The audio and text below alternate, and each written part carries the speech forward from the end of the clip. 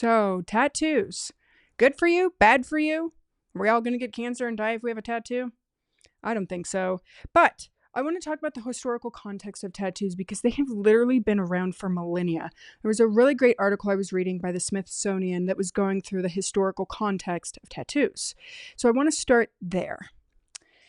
Tattoos Tattoo comes from the word tattoo of Tahiti, which means to mark something. And anybody that knows someone that's Polynesian, it's like very ingrained in Polynesian culture, whether you're Samoan or Maori from New Zealand, or even Japanese. Japanese tattoo artists are pretty well renowned for their intricate, detailed tattoo work.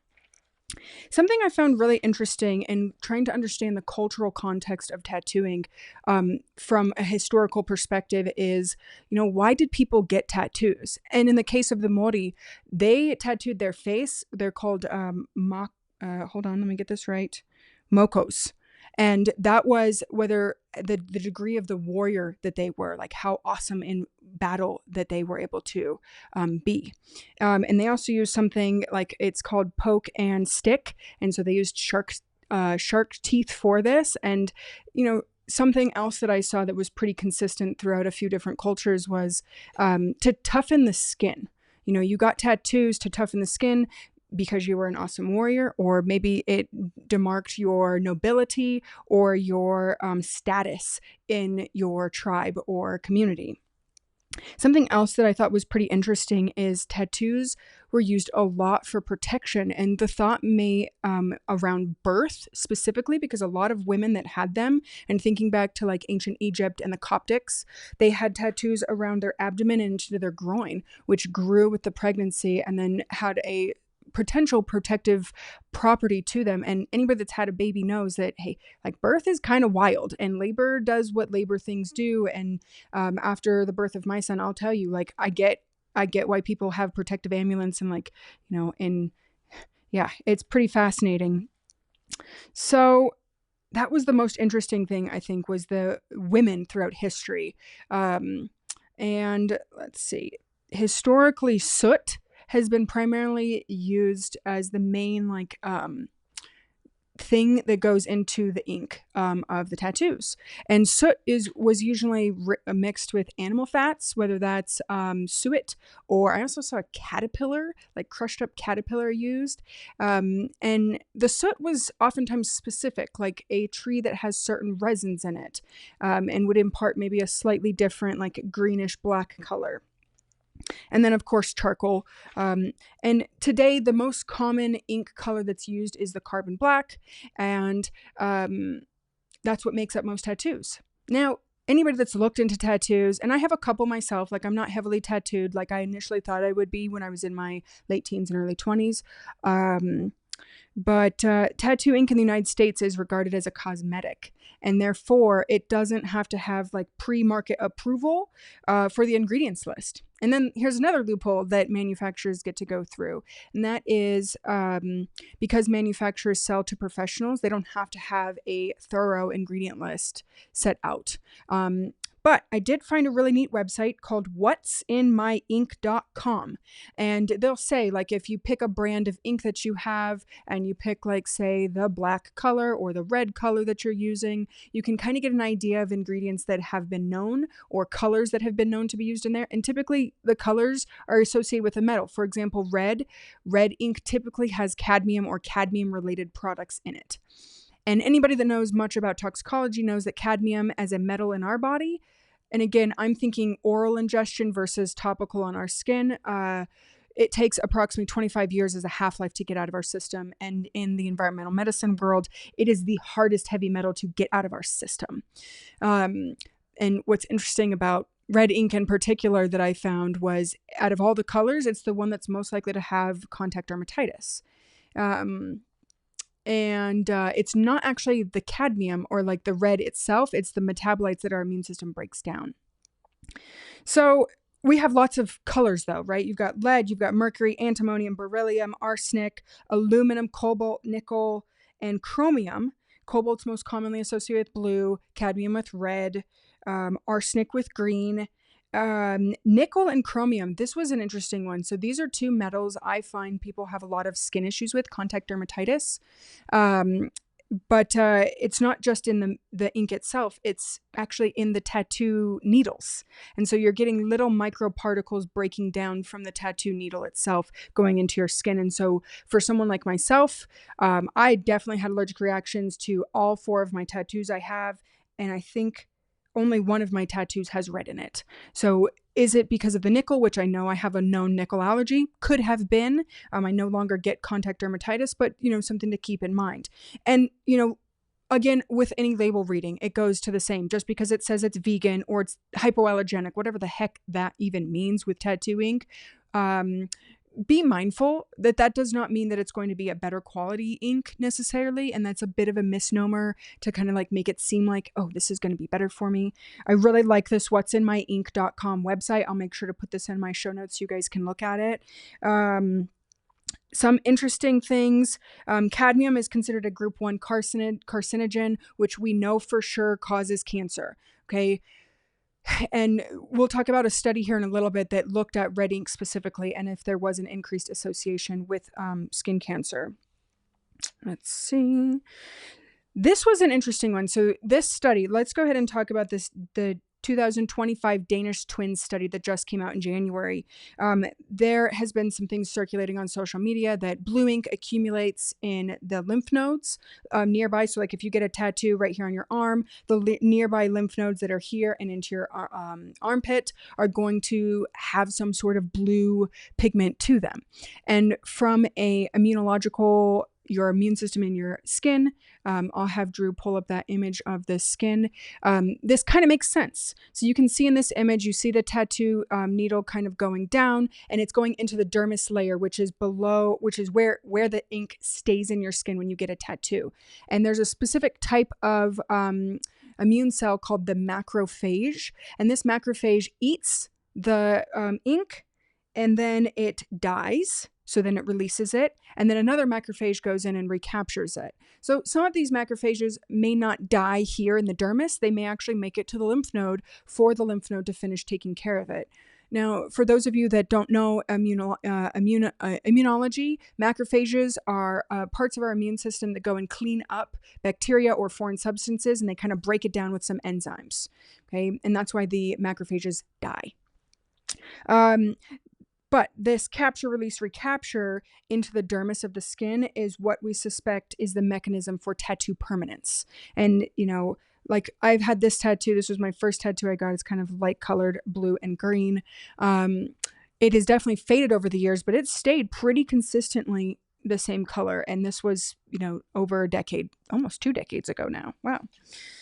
So the 2025 Danish twin study found an increased hazard ratio for some types of malignant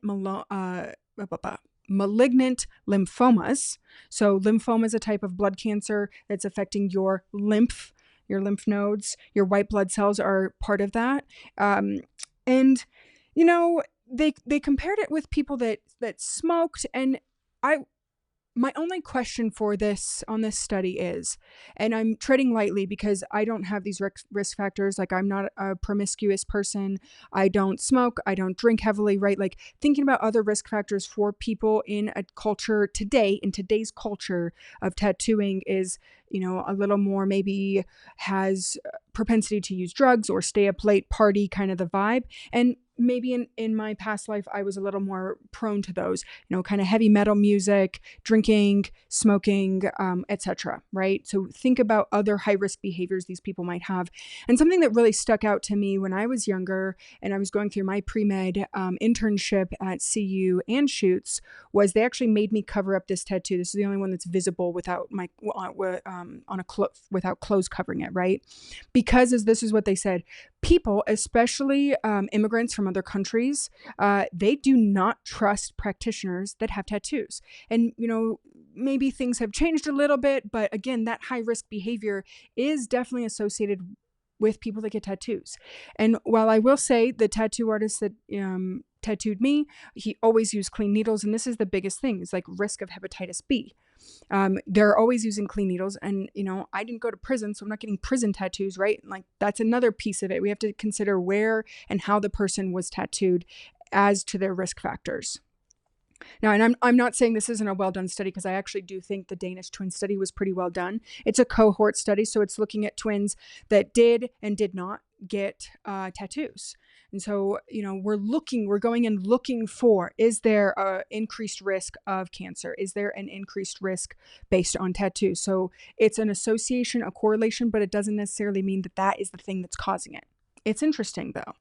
I do think that there is some association, especially if there is data that shows that your lymph nodes turn blue, for example, with blue ink.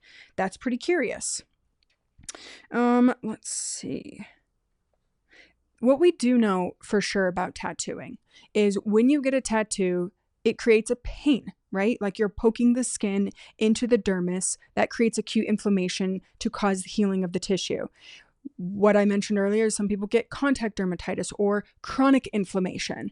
And these things, inflammation is hot to the touch, it's painful, it's swollen, and it's red. And all of those things typically happen when a person gets a tattoo. Okay. So chronic inflammation is an association with development of cancer and other autoimmune issues.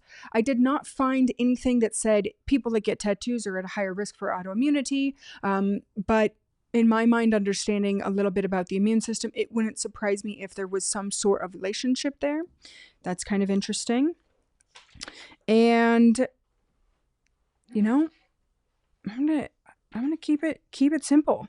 The last thing that I want to talk about was this study here that I found, put together, and it's a really well done study. So they're talking about the ingredients in tattoo ink. Okay, and they're talking specifically about polycyclic aromatic hydrocarbons and primary aromatic amines. And some of you might know these, the PHAs, when you're talking about, the AGEs, when you're grilling meat. So, right, we're using charcoal, we're using soot. So it kind of makes sense that then there would be a risk for those things. But there's a little bit of a difference between topical application of something, and yeah, it does get into your lymph node. But my question with tattoo ink is, how systemic does it become, right? We have our skin, and it's not going through our phase 1 detoxification in our liver because we're not ingesting it. So it's going more into our bloodstream, or in this case, our lymph system. So I'm leaving this open with more questions rather than I'm having answers to the question, do tattoos actually cause or contribute more to certain types of lymphomas and skin cancers, like the Danish twin study suggests? But we do need to be mindful of the materials that are in, and what I will leave you guys with is the importance of having some kind of regulation around the tattoo ink industry. It's not a profitable industry, so having more regulations that make manufacturers have to follow these specific guidelines and regulations is going to be annoying to them, and they'll most likely not be in business or find another loophole, which seems to be the way in the United States to make things happen. And for people that love tattoos, like I used to think that I wanted to have a lot more tattoos than I have, and because of my sensitivity to skin issues, I didn't get any more. I didn't pursue any further tattooing. And the cultural context of things does really make a difference as well. I remember when I was studying cannabis in the Jamaican study, the lady that was doing that actually had an NIH grant, and she got it pulled because she wasn't finding in Jamaica what National Institute for Health wanted her to find. So they pulled her grant, which was they expected that women that used cannabis while they were pregnant would get negative effects on their children. That's not what she found. And she actually stayed in Jamaica and followed some of these kids up to age 8. So, but the culture of cannabis use in Jamaica is different than cannabis use maybe in the United States. And that's why I wanted to talk about initially the historical context of tattooing. Like, it had a lot of status and prestigiousness and nobility associated with it. Like your ability to crush your mortal enemy in war. And while we don't necessarily have war the same way that our more traditional indigenous tribes did, it is we get tattoos because they're cool, or because our friend did, or because we were really drunk and we want whatever, Chinese letter on our skin, and we don't even speak Chinese. So hopefully it says that thing, and I'm being a little bit crass, but you guys are catching my drift. So that's what I got on tattoos. It is a risk factor for risky behavior. Can't say conclusively that it does or does not. And actually, this tattoo inks and their toxicological risks to human health, the systemic review on ingredients, really helped kind of quell some of my fears. But also, like I said, left me with a lot of questions. We just don't know the methods or the pathways that tattoo ink is affecting our body. So that's it. Thanks for tuning in this week.